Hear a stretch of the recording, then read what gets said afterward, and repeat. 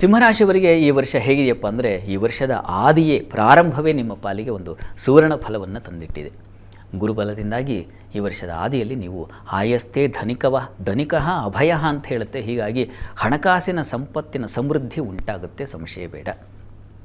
ಹೊಸ ಹೊಸ ಕಾರ್ಯಗಳಲ್ಲಿ ನಿಮಗೆ ಆಸಕ್ತಿ ಬರತಕ್ಕಂಥದ್ದು, ಅವಕಾಶಗಳು ಏರ್ಪಾಡಾಗ್ತಕ್ಕಂಥದ್ದು, ಅದರಿಂದ ಹಣ ಸಮೃದ್ಧಿ ಅಂತಕ್ಕಂಥದ್ದನ್ನು ಕಾಣ್ತೀರಾ, ಸಂಶಯ ಇಲ್ಲ. ಸ್ವಲ್ಪ ಕಾಲ ಆನಂತರದಲ್ಲಿ ಸ್ವಲ್ಪ ಕಹಿ ಫಲ ಅನ್ನೋದನ್ನು ನೀವು ಅನುಭವಿಸಬೇಕಾಗುತ್ತೆ. ಗುರು ಹೇಗೆ ಬರ್ತಾನೆ, ಹೀಗಾಗಿ ಅಲೆದಾಟ ಶುರುವಾಗ್ತಕ್ಕಂಥ ಸಾಧ್ಯತೆ, ಕೆಲಸಕ್ಕಾಗಿ ಓಡಾಡ್ತಕ್ಕಂಥದ್ದು ಅಥವಾ ಯಾವ ಕಾರ್ಯಗಳಿಗೂ ಒಂದು ಸಣ್ಣ ಪುಟ್ಟ ಕೆಲಸಕ್ಕೂ 20 ಸಲ ಅಲೆದಾಡುವ ಪರಿಸ್ಥಿತಿ ಎದುರಾಗ್ತಕ್ಕಂಥ ಸಾಧ್ಯತೆ, ಆಪ್ತರನ್ನು ಸ್ವಲ್ಪ ಕಳ್ಕೊಳ್ತಕ್ಕಂಥದ್ದು, ತುಂಬ ನಚ್ಚಿಕೊಂಡವರು ನಂಬಿಕೊಂಡವರು ಕೈ ಕೊಟ್ಬಿಡ್ತಕ್ಕಂಥ ಸಾಧ್ಯತೆಗಳು ಇವುಗಳನ್ನು ಸೂಚಿಸ್ತಾ ಇದೆ. ಅಷ್ಟಮದಲ್ಲಿ ಶನೈಶ್ಚರ ಬೇರೆ ಇದ್ದಾನೆ, ಹೀಗಾಗಿ ದಾಂಪತ್ಯದಲ್ಲಿ ಮನಸ್ತಾಪಗಳು, ಸಂಗಾತಿಯ ಆರೋಗ್ಯದಲ್ಲಿ ಸ್ವಲ್ಪ ಏರುಪೇರಾಗ್ತಕ್ಕಂಥ ಸಾಧ್ಯತೆಗಳು, ಅಪಮಾನ, ನಷ್ಟ, ಏನಪ್ಪ ಹೀಗಿದೆಯಲ್ಲ ಅಂತಂದರೆ ಏನು ಮಾಡೋದು.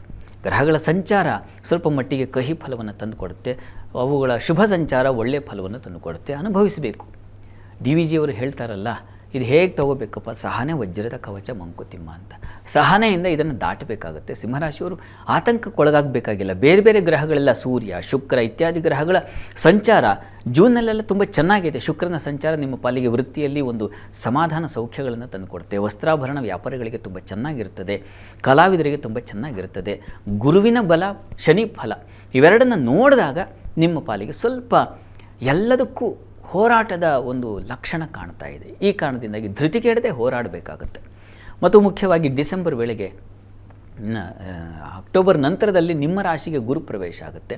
ಹೀಗಾಗಿ ಅಲ್ಲಿ ನಿಮಗೆ ಆರೋಗ್ಯದಲ್ಲಿ ಏರುಪೇರಾಗ್ತಕ್ಕಂಥದ್ದು, ನಷ್ಟ ಸಾಧ್ಯತೆಗಳು, ಗುರುತರವಾದ ಜವಾಬ್ದಾರಿ ಕೊಟ್ಟಿರ್ತಾರೆ, ಅದರಿಂದ ಅದರಿಂದ ನಾವು ವಿಮುಖರಾಗ್ತಕ್ಕಂಥದ್ದು, ಅದು ಚ್ಯುತಿ ಆಗ್ತಕ್ಕಂತಹ ಸಾಧ್ಯತೆ, ಇದನ್ನೆಲ್ಲ ಸೂಚಿಸ್ತಾ ಇದೆ. ಬುದ್ಧಿ ಎಡುವ ಸಾಧ್ಯತೆಗಳನ್ನು ಸೂಚಿಸ್ತಾ ಇದೆ. ಮತ್ತು ನಿಮ್ಮ ಕೇತು ಇರತಕ್ಕಂಥದ್ದು ಈಗಾಗಲೇ ನಿಮ್ಮ ರಾಶಿಯಲ್ಲಿ ವೇಗ ಬೇರೆ ಹೋಗ್ತಾನೆ ಡಿಸೆಂಬರ್ ನಂತರದಲ್ಲಿ.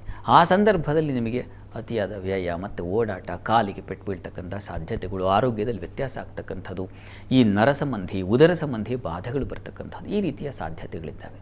ಆದರೆ ಶುಕ್ರ ಬುಧ ಈ ಗ್ರಹರ ಶುಭ ಕಾಲ ಸಂಚಾರದಲ್ಲಿ ರವಿ ನಿಮ್ಮ ಜನ್ಮರಾಶಿಗೆ ಬರುವ ಸಂದರ್ಭದಲ್ಲಿ ಮಿತ್ರರಾಶಿಗಳ ಸಂಚರಿಸುವಾಗ ತುಂಬ ಚೆನ್ನಾಗಿರ್ತದೆ.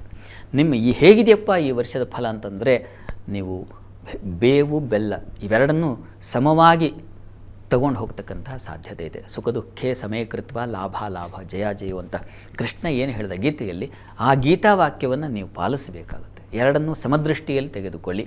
ಇದಕ್ಕೆ ನಿಮಗೆ ಆಧಾರವಾಗಿರತಕ್ಕಂಥದ್ದು ಪರಮೇಶ್ವರ. ಹೀಗಾಗಿ ಈಶ್ವರ ಸನ್ನಿಧಾನದಲ್ಲಿ ತಪ್ಪದೇ ಪ್ರತಿ ಭಾನುವಾರ ರುದ್ರಾಭಿಷೇಕ ಮಾಡಿಸಿ. ಹೃದನ್ ದ್ರಾವಯತೀತಿ ರುದ್ರ ಅಂತ ನಿಮ್ಮ ಕಣ್ಣೀರನ್ನು ಖಂಡಿತ ಒರೆಸ್ತಾನೆ.